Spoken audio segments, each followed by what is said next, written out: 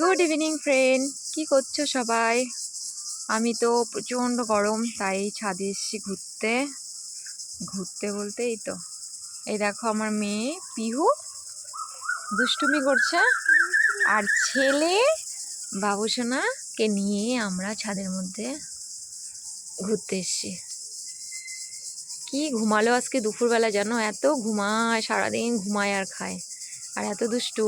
যা কিছু পাবে সব কেটে দেয় দাঁত দিয়ে, জানো? এত দাঁতে ধার। তো এই যে, এটা হচ্ছে আমাদের বাড়ির ছাদ।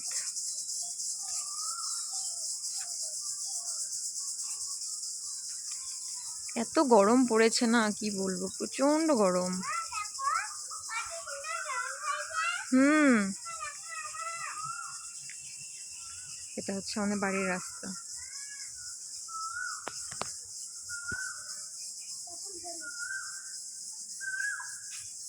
এই যে